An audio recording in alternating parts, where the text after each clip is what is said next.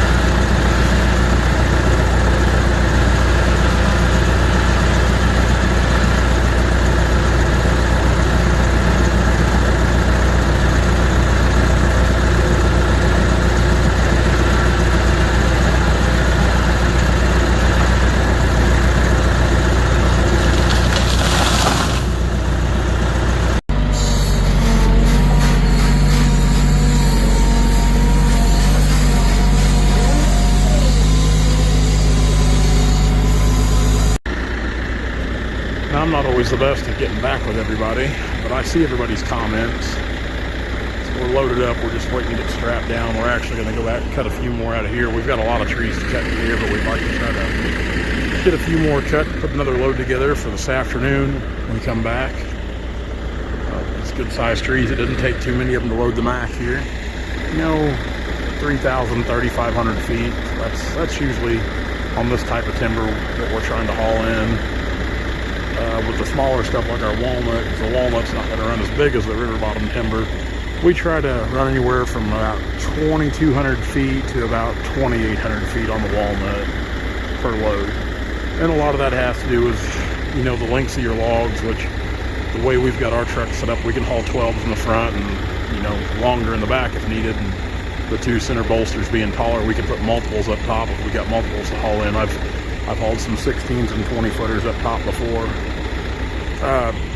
Now, a while back, somebody said something about why when we put our tag axle on, they want to know why we put the axle in the back and not in the middle of the truck. Well, most of you guys know, looking at this truck right now loaded, there's a lot of weight on this back end that makes it light in the front end.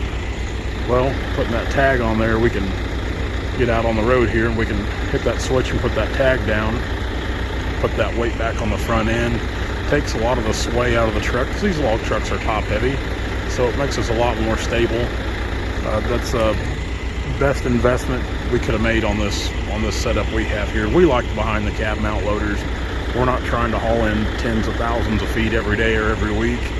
We just want to do what we're comfortable doing. And with a 10-wheeler or a behind the cab mount loader, it's nice because I can crawl right out the door, right up the ladder and start loading.